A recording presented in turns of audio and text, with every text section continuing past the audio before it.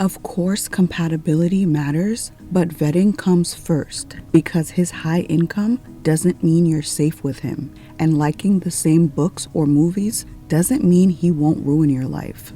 Hi ladies, welcome back to the Feminine Universe. I am so happy to have you here. I think it's fair to say many women today don't actually know how to date. Not because there's anything wrong with us, but because dating itself has completely changed and it seems like no one ever updated the manual. You see, for most of history, we dated people we already knew. The boy who lived down the street your whole life, the high school sweetheart you dated since you were 13, a friend of a friend, or a family friend you were set up with. There was usually some context, some history, some community screening. Even if it wasn't perfect, there was some level of built-in vetting.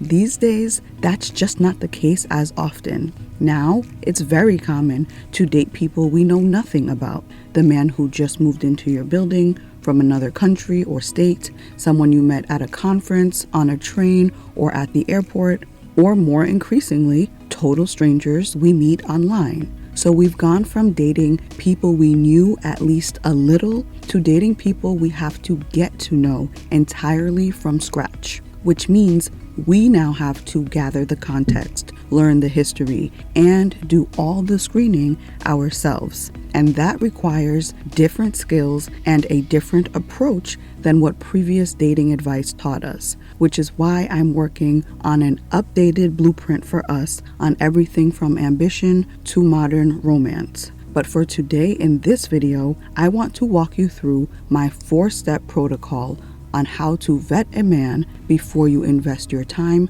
your emotions, or your resources. So whether you're completely new to dating, or you've been learning through trial and error, or maybe you've noticed yourself repeating the same patterns with a particular type of man, this is going to be your guide to dating safely and smartly in the world we're actually living in today, not the world that existed 50 years ago. And this isn't about paranoia, it's about protecting yourself, protecting your peace, and making smart choices. You won't be walking away feeling fearful, just prepared. So let's get started. First things first, we have to define what vetting actually means. Vetting is defined as the process of thoroughly investigating an individual or entity before deciding to move forward with a joint project. In dating, the individual you're thoroughly investigating is the man you're dealing with, and the joint project you're deciding on is whether or not to continue seeing him or to get into a relationship. Certain jobs won't hire you if you have a criminal record or if you have too much debt. Many will do a background check of some sort. Most jobs are looking for relevant experience as well as a personality that's going to match the team that already exists within the company. And many places implement a 90-day probation period. When dating, you want to do the same thing for yourself. You want to assess safety and stability. You want to understand their background because the best indicator of future behavior is past behavior. Then you want to check for compatibility with the team. You are the team. You also want to implement a probation period where you confirm that they are the version of themselves they presented at the interview, and you reserve the right to cut ties if they're not. So of course, compatibility matters, but vetting comes first because his ambition or high income doesn't mean you're safe with him. And liking the same books or movies as a man doesn't mean he won't ruin your life. Vetting properly at work and in dating drastically decreases the chances that you'll hire someone unsafe, unqualified, or incompatible. Now that we've discussed what vetting means, let's talk about how to do it. In my process, vetting has 2 parts, the pre-work and the active work. The pre-work is necessary for the active work to be successful, so be sure you watch that video as well. Now, step 1 of this active work is the one that quietly does most of the work for you.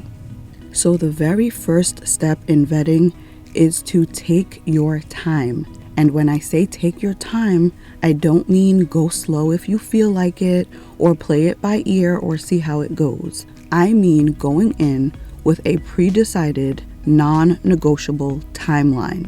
That means two very specific things in my process. Number one, thou shalt not make any major decisions in the first 6 months.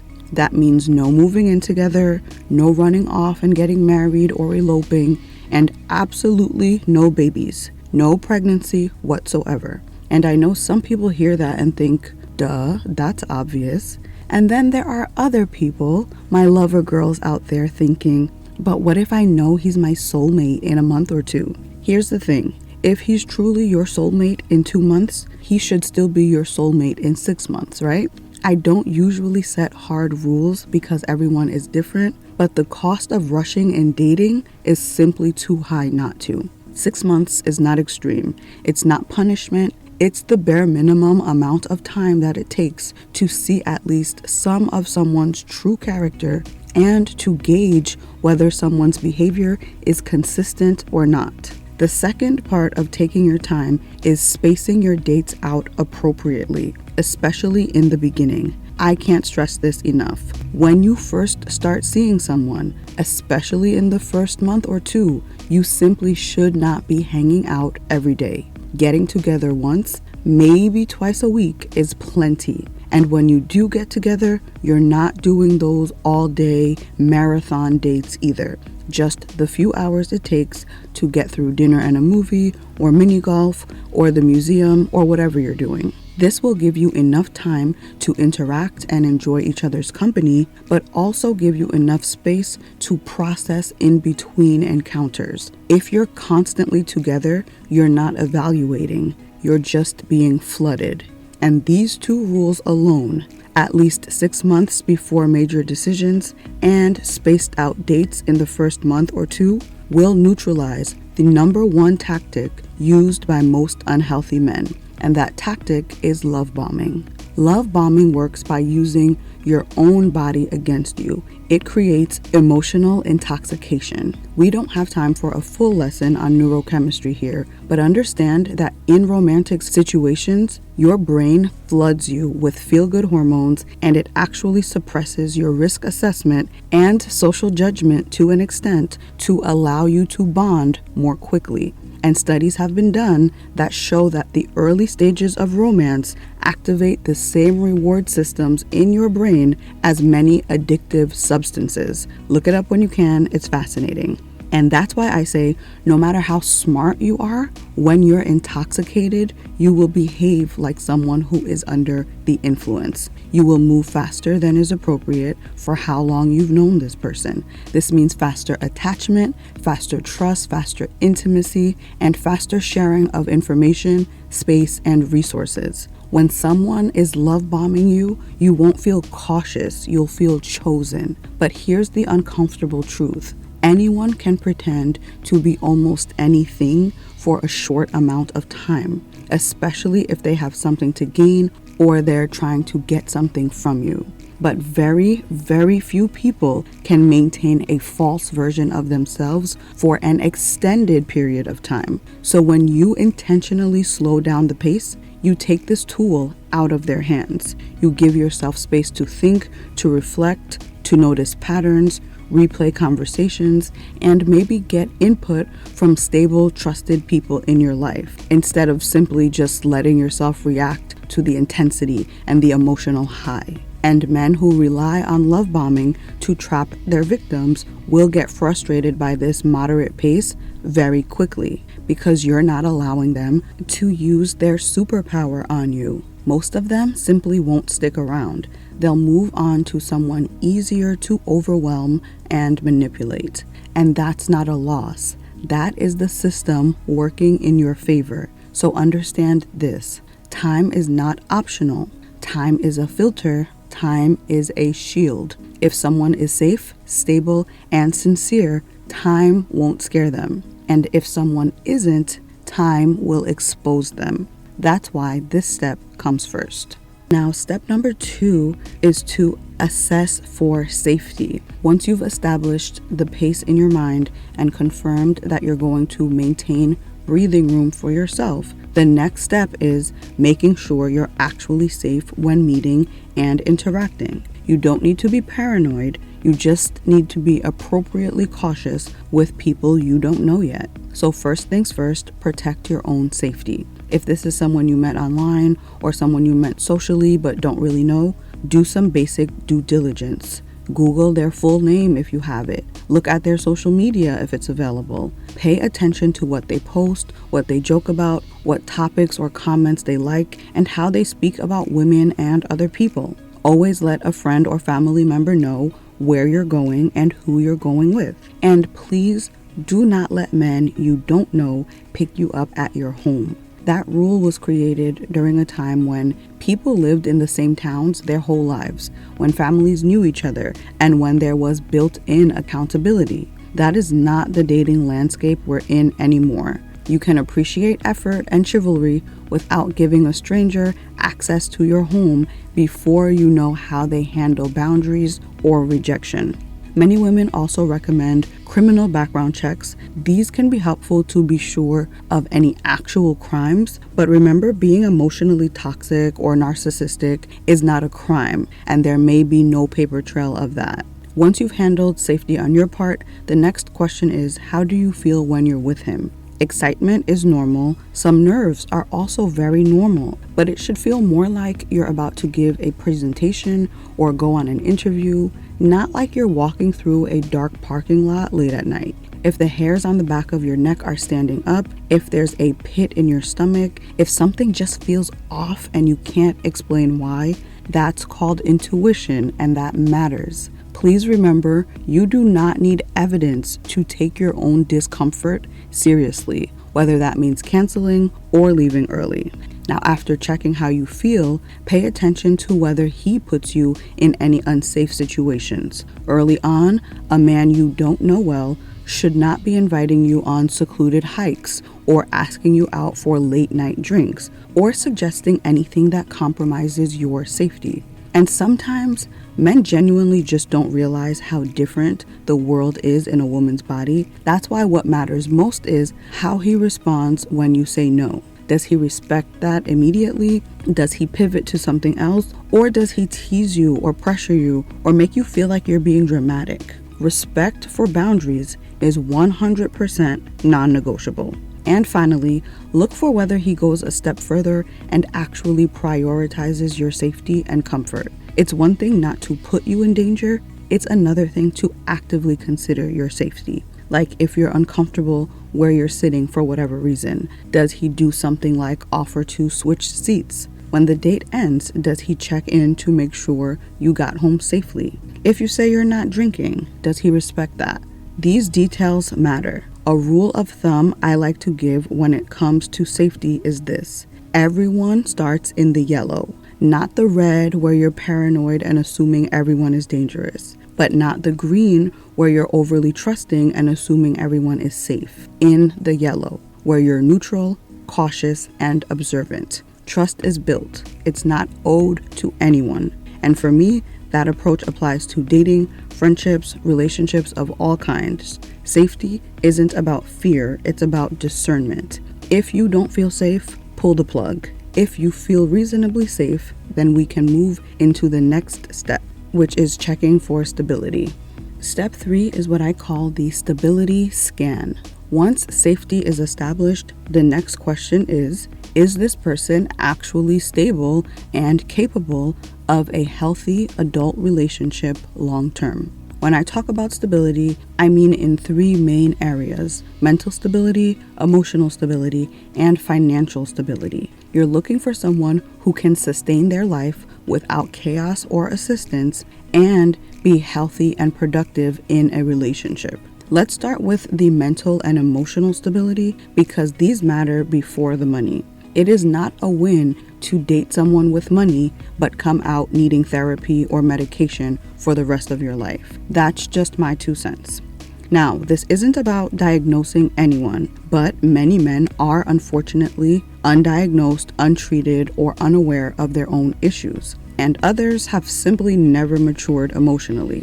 But you're not here to apply labels, you're here to notice behaviors and patterns. So watch for early trauma dumping or oversharing. This is usually used to pre-justify bad behavior or rush attachment. Emotionally stable people don't rely on strangers to regulate their feelings or attach unhealthily quickly.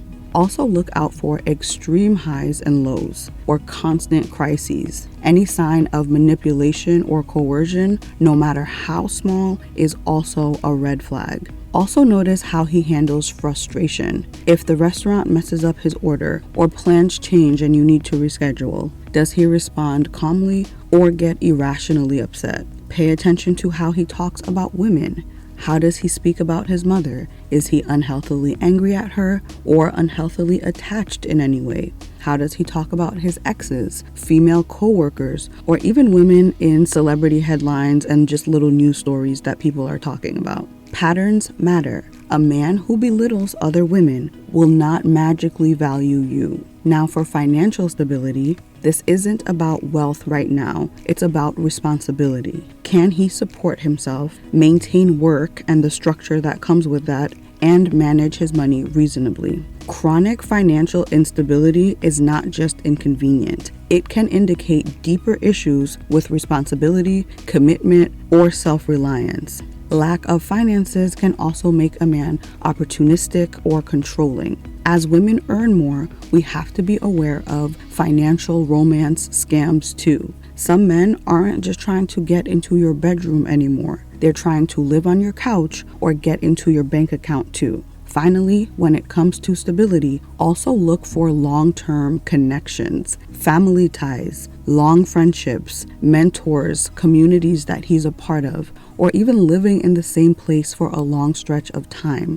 Stability like that leaves fingerprints and builds a reputation, and there will be people in his life who have known him longer than you that can tell you a lot. Conversations about all of these topics naturally come up and will not sound weird. You just need to steer the conversations there instead of just those "what's your favorite food, movie, or music" questions for the entire first month. Now, we can't do a whole list on all the topics or questions you should make sure to address, but if you want a video where I break down maybe the top 10 questions or topics to work into these conversations, write questions to ask in the comments and I can make that separately. At the end of the day, if someone can't maintain stability in any of these areas, it may signal deeper issues. And yes, people can lie about certain things and certain connections, but that's where step 4 comes in. Because collecting information isn't enough, you need time and exposure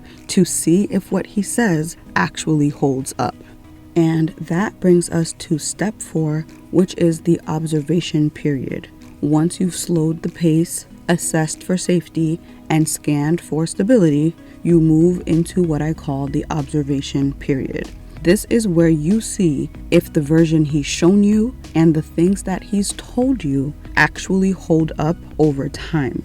Anyone can be on their best behavior for a short period of time, like we are at a job interview. But how do they behave a few months into the job? During that first 1 to 3 months, you're mostly collecting information, learning about him, his family, his work, friendships, values, and habits. Then from around month 3 to 6, observation really becomes key. Words and actions must match. It is normal to also start spending a bit more time together here now that those hormones and chemicals have leveled out a bit. During this time, look for consistency in his behavior. Was he attentive, calm, and thoughtful in the beginning? Maybe opening doors and sending good morning texts. Does that continue under stress, fatigue, or disagreements? Are his habits and lifestyle around finances, work, recreation, things like drinking habits, are all of those habits consistent with what he said previously? Or is he now struggling with money and indulging in vices often? Inconsistency is information.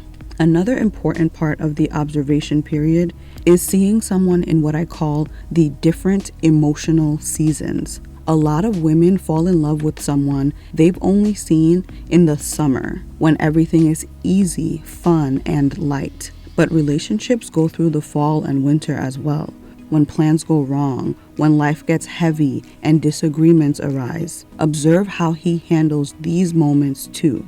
Because some men are sweet and charming as long as they are winning, but they get really ugly and spiteful if they lose, even in something silly like a game night. And that's why you want to give yourself a chance to see them in different situations, different environments, and different seasons. You're not looking for perfection, but you are looking for regulation and continuity. It shouldn't feel like you're dealing with two completely different people. Revisit conversations several times too. Do stories about his family, school, or past relationships stay consistent? If someone is a liar or has anger issues, it's very rare that they'll be able to go 6 months without lying to you or showing a flash of anger. You don't need to manufacture situations. You just need to give space for real life to reveal patterns naturally. Finally, as he begins to introduce you to some people in his life, maybe even friends, do their impressions and how they view him line up with what you've observed. Because if he told you he doesn't date much, but his friends call him Player Paul or the Panty Whisperer, we have a problem. If any major inconsistencies or red flags appear during this time, take them seriously. Because the truth is, it's extremely rare for adults to change overnight. So during breakups, when women say he changed on me, what's more likely is that the mask came off. He feels like he doesn't need to pretend anymore, or behaviors that existed on a smaller scale escalated. Or maybe the rose-colored glasses and those neurochemicals wore off and you're just able to see him more clearly. This phase exists so you can step back before becoming deeply entangled in each other's lives. If his behavior stays consistent over time, his actions align with his stated values, and nothing important falls apart, you've created a solid foundation to move into the next phase of dating, which is compatibility, and we'll be talking about that in the next episode of this conversation. Vetting doesn't replace compatibility or chemistry. It protects your ability to choose wisely. So that is my 4-step active work process for vetting a man before investing your time, your heart, or your resources. It may sound like a lot, but I promise you, with healthy, normal men, most of this happens naturally. You just need to be aware of the men who put up smoke screens and shiny objects to distract you or overwhelm you. Dating can be fun, exciting, and yes, a little nerve-wracking. Modern dating comes with more options and opportunities, but that also comes with more responsibility. By taking your time, prioritizing safety, and allowing someone to show you their true self, you filter out the unsafe, unstable, or manipulative men before investing emotionally, physically, or financially. You deserve to feel safe, seen, and respected from day one. Put these steps into practice and you'll be dating smarter, protecting your peace, and setting the foundation for a relationship that actually works for you. And if you want even more guidance on navigating modern dating, managing ambition and finance, self-care, boundaries, and balance, I'm diving deeper into all this in my upcoming ebook. I've opened an early bird list where you can sign up for updates, and so you're informed to grab your copy as soon as it's available, so you'll have a full updated manual right at your fingertips. Until then, be safe, be smart, and enjoy the process. And until next time, ladies, stay feminine, stay focused, and have fun.